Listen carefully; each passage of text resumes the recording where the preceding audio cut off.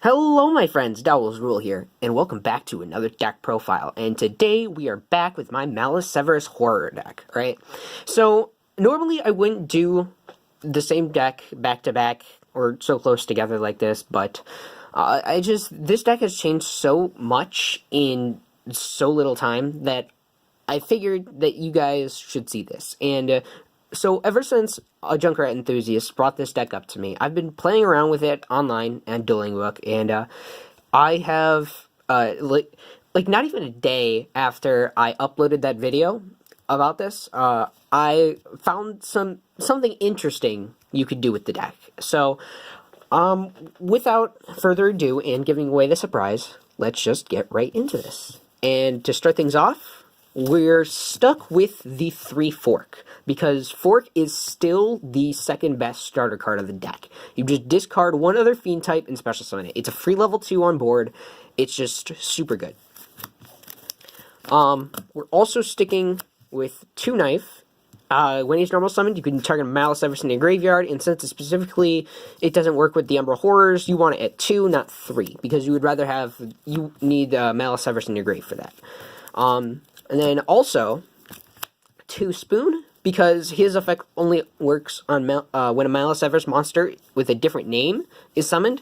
So again, his effect isn't going to be live all the time, unlike the Fork, or Knife, the Fork. Alright, next we have 3 Umbral Horror Ghost. This is still the best starter card in the deck, alright? Just special summoning out 2 bodies on board. You can get a rank 2 or a rank 4 out really easily with this. It's just that crazy. So you're keeping it at 3. This is honestly really, really good card. If that was in like any other archetype, it would be busted. Alright, Will-O-the-Wisp is a great extender card. Just target one Umbral Horror monster that you control or in your graveyard, and this becomes that level. It's a great Xyz fodder, and it's just amazing all around. Ghoul is down to 2, right? And the reason being is Unform isn't as important, and Ghoul's effect you would only really use it on Unform, since using it on you could use it on Willow, but a lot of the time you're not going to see it with Willow. And when you do, it's just rank 4, so again, the rank 4s aren't as plentiful in the deck, so Ghoul's down to 2, and Unform is actually better than I thought. I thought it had to be attacked into, but if you attack into them, so you can main phase 2 Xyz summon. So, it's still not amazing, but it's better than I thought it was before. Alright, now for the sort of surprise. We're playing 2 Silent Boots and 1 Ancient Cloak, because we are playing Rusty Bardiche in the deck. Alright, and once we get to the trap cards, you'll see why, but this opens up your rank 3 engine, right? This opens up rank 3 plays and rank 4 plays because of the Break Sword, and it's just super easy to get these guys out, especially if you are willing to void your Xyz summon. Next, for the spell cards, we are keeping with the 3 Into the Void, because it is just a great draw spell for this deck, because you don't really care if cards go to the grave all that much, and a lot of the time, don't move the camera, what are you doing? Alright, 3 Allure of Darkness, because again, everything in here is a dark type, so Allure of Darkness, great draw spell. 1 Monster Reborn, because Monster Reborn. 1 Rank Up Magic, the 7th one, because the 7th one, because 104 Umbral Horror Masquerade is amazing. It's actually amazing. So, 1 Quick Chaos, it's just a quick play, Rank Up Magic Variance Force. 1 Admiration of the Thousands. This one is crazy, because if you have your graveyard loaded up with Xyz monsters, you can go ahead and use any number of monsters with the same rank from either player's graveyard, and then overlay a guy that's 1 rank higher on top of all of those guys in the graveyard. So say your opponent has a rank 4 in the grave, and you have all 3 of your rank 4s in the graveyard. Alright, you can go ahead and overlay all of them for a rank 5. So, it's just a crazy card, but it's for late game. Alright, next we're running Numeron's Force, because negating the entire board is amazing. And 1 Astral's Force, because you can go from a 2 to a 4, or a 3 to a 5. And we are playing an extra level 5 in here. And then Rank Up Magic Barion's Force. Alright, this is just Honestly, you could run Numerons over this. I just wanted it in here in case my opponent was playing these monsters. You could steal a material. So, 1, the Phantom Knight's rank up magic launch. This is an easy way to get into one of your rank 5s. And for the trap cards, we're running 2 Fog Blade because of PK stuff. And we're also running 2 the Phantom Knights of Lost Vambrace and 2 the Phantom Knights of Wrong Magneteering, right? So Lost Vambrace and Wrong Magneteering can touch some themselves as level 2 monsters. So that's why we're running them.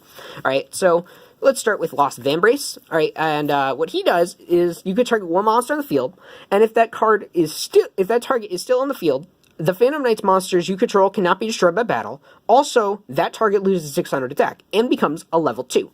So this is an easy way to get one of your guys to level 2, or make one of your opponent's monsters a level 2, so they can't, like, you can see summon or something.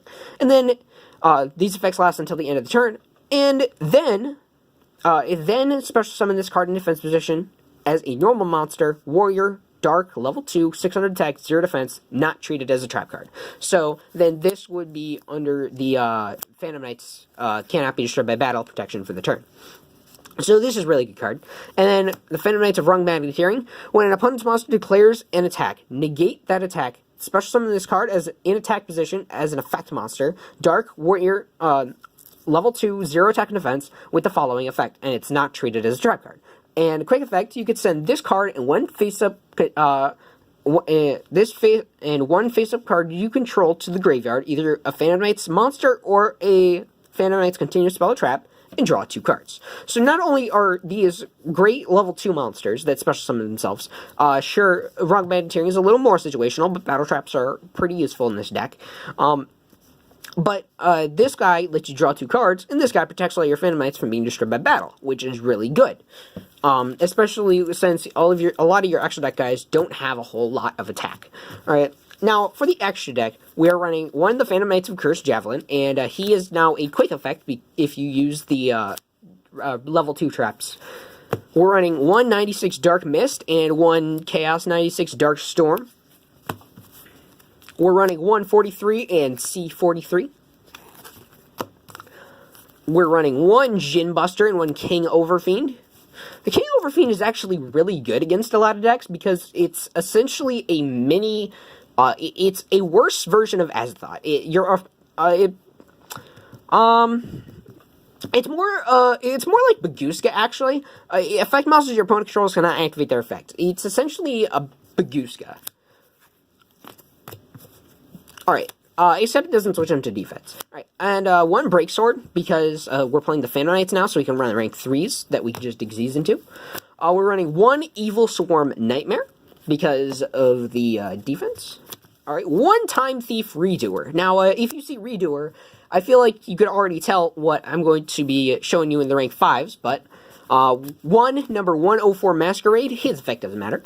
1 number C104 Umbral Horror Masquerade, and this guy is actually really good, because if he has Masquerade as an Xyz material, once per turn, during either player's turn, when a, here, let's get this, focus, alright, focus please, focus, there we go, alright, once per turn during, it's a stupid camera, alright, once per turn during either player's turn, when a monster effect is activated on your opponent's side of the field, you can detach 1 Xyz material from this card, negate the activation, send 1 random card from your opponent's hand to the graveyard, and if you do, have your opponent's life points. And it's got 3,000 attack points. So this is a great card to summon going first. And even if you can't summon it going first, it's a great 7th one target. We're also running an Azathoth, because of ROM launch, and you can just easily go into Redoer really easy.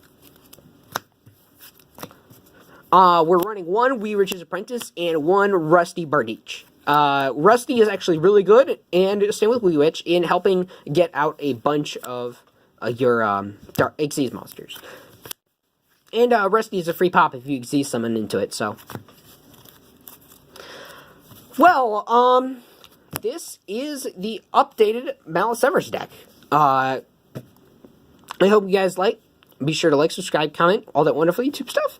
Sorry, I'm out of breath. I guess I forgot to breathe or something in there. Whatever, I don't know. But be sure to like, subscribe, comment, all that wonderful YouTube stuff. Let me know down in the comments what you thought. And a Junkrat enthusiast, I hope you like the deck. And I'll see you guys next time. Peace.